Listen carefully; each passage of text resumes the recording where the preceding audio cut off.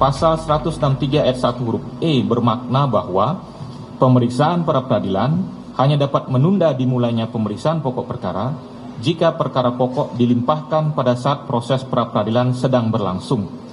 Namun, jika pokok perkara telah dilimpahkan ke pengadilan, baru kemudian permohonan pra peradilan diajukan satu persatu menggunakan pasal 160 ayat 3, maka hal itu harus dianggap sebagai penyalahgunaan prosedur hukum. Permohonan yang diajukan dalam perkara ini terkait upaya paksa penetapan tersangka dan larangan bagi tersangka untuk keluar dari wilayah Indonesia sudah tidak relevan lagi. Menimbang bahwa berdasarkan seluruh uraian pertimbangan di atas, maka permohonan pra peradilan pemohon tidak beralasan hukum sehingga sudah dipatutnya dinyatakan ditolak untuk seluruhnya.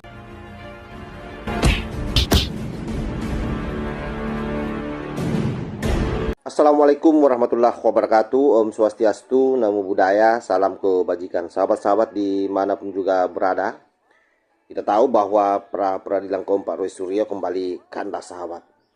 Artinya secara tegas Hakim Pengadilan Negeri Jakarta Selatan menolak seluruh permohonan yang diajukan oleh Roy Panci. Tentu yang menjadi pertanyaan, mengapa kali ini hakim menolaknya dan apa konsekuensinya terhadap perkara pokok yang sedang berjalan.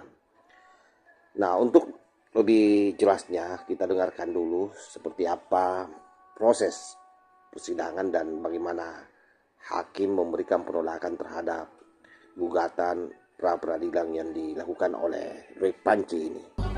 Menimbang bahwa setelah menetapkan pemohon sebagai tersangka dan dilanjutkan dengan pemanggilan pemohon untuk didengar keterangannya sebagai tersangka, termohon juga melakukan gelar perkara khusus atas permintaan pemohon dan telah memberikan kesempatan kepada pemohon mengajukan saksi dan orang-orang yang memiliki keahlian khusus guna memberikan keterangan yang menguntungkan bagi dirinya. Setelah diberikan kesempatan mengajukan bukti yang meringankan, pemohon tidak menggunakan hak hukumnya mengajukan pra peradilan untuk menguji penetapan tersangka tersebut. Selanjutnya, hingga hasil penyidikan dinyatakan lengkap oleh penuntut umum di tanggal 30 April 2026, pemohon juga tidak mengajukan pra peradilan untuk menguji penetapan tersangka. Hakim berpendapat bahwa sikap pemohon ini adalah bentuk pengabaian hak hukum yang secara sadar dilakukannya dan sekaligus menunjukkan kesiapan pemohon untuk membela diri dalam pemeriksaan pokok perkara. Kami tetap mengajukan pra peradilan yang kelima dan itu nanti akan mulai disidangkan pada tanggal 31 Agustus tahun 2026 minggu depan. Ini yang menjadikan keheranan saya juga ke para kuasa hukum karena tadi hakim juga mengatakan status saya sudah berubah menjadi terdakwa. Padahal kita tahu Pak Refli Harun tadi juga sudah mengatakan status tersangka menjadi terdakwa itu kalau sudah duduk di kursi persidangan dan dakwaan dibacakan. Nah, jadi itu belum terlaksana.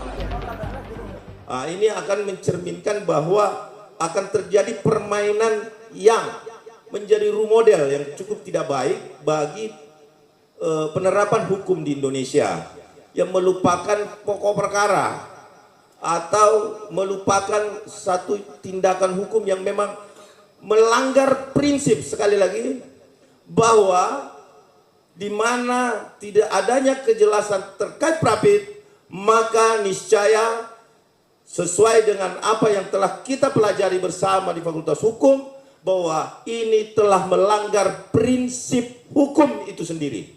Ya, apa prinsip hukum? Adalah kepastian hukum itu sendiri. Hingga hari ini kami mendesak Mahkamah Agung untuk segera mengeluarkan surat edaran atau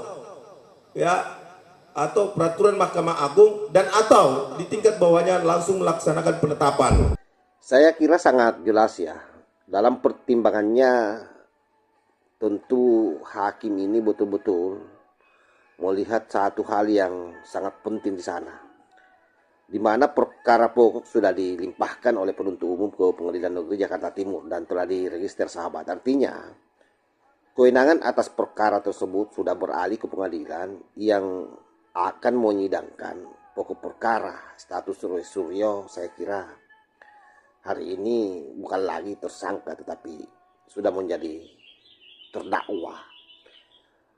Tetapi yang namanya Roy Suryo, kalau kita lihat dari pernyataannya, itu tetap ngeyel dan akan melakukan prapit yang kelima, dan ini membuat saya kira relawan Pak Jokowi geram dan akhirnya melakukan press konferensi meminta hakim.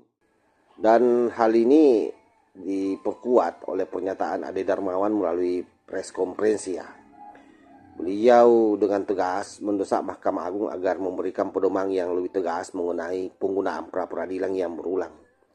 Sebab menurut Ade, ada kekhawatiran mekanisme pra-peradilan justru digunakan untuk memperpanjang atau mengulur proses hukum, bukan semata-mata sebagai instrumen kontrol terhadap tindakan aparat penegak hukum. Dan memang pada prinsipnya kalau kita melihat, itulah yang sesungguhnya dimainkan oleh Roy Panci sahabat. Jadi dia berupaya keras bagaimana supaya dia tidak masuk di dalam proses persidangan. Sebab dia tahu bahwa sudah pasti dia kalah. Oleh sebab itu, satu-satunya jalan memang MA harus mengeluarkan surat sebagai pedoman. Dan disinilah persoalan besarnya.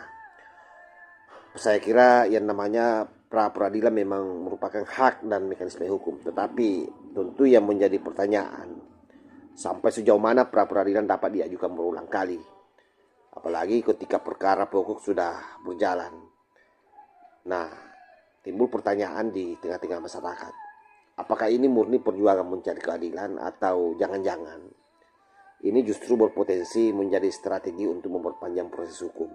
Itulah yang sekarang menjadi perdebatan. Dan saya kira kalau kita ini yang normal menilai bahwa apa yang dilakukan oleh Roy Suryo dengan kembali mengajukan pra-pik kelima adalah sebuah skenario memang untuk menghindari proses hukum. Karena sekali lagi sahabat, dia tahu bahwa dia salah dan pasti pada akhirnya akan dihukum dan dipenjara.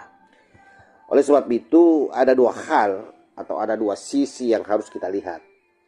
Di satu sisi Roy Suryo mengatakan dirinya hanya menggunakan hak hukum yang tersedia. Tetapi di sisi lain hakim ataupun Pak Ade Darmawan ini yang merupakan tim dari relawan Pak Jokowi meminta Mahkamah Agung memberikan batas dan pedoman yang jelas agar pra-peradilan tidak bergeser dari fungsi awalnya sebagai mekanisme kontrol menjadi instrumen untuk memperpanjang proses perkara. Dan satu hal yang pasti, bahwa pra-peradilan keempat ditolak, tetapi pertarungan hukumnya belum berakhir. Karena sekarang sebagaimana yang disampaikan oleh Roy Panci, bahwa dia akan menuju pra-peradilan jilid kelima sahabat.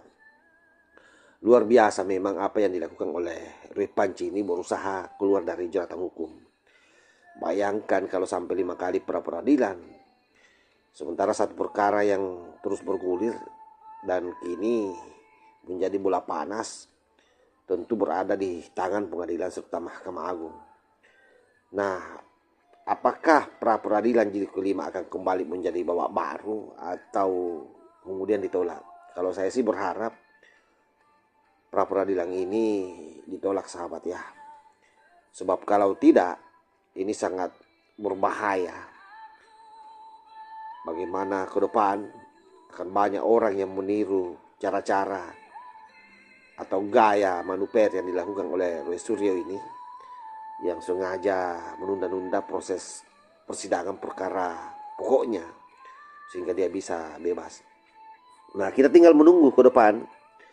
Karena tanggal 31 menurut Roy Suryo pada bulan Agustus 2006 itu akan dilakukan sidang pra-peradilan kelima. Apakah ditolak atau tidak. Karena itu sahabat-sahabat sekalian, saya berharap kita tetap kritis. Jangan mudah percaya narasi sepihak. Dan ikuti terus perkembangan kasus ini. Karena di ruang hukum saya kira yang diuji bukan hanya siapa yang paling keras bicaranya, tapi siapa yang mampu membuktikan atas setiap kata-kata dan tindakannya. Saya kira demikian. Wassalamualaikum warahmatullahi wabarakatuh.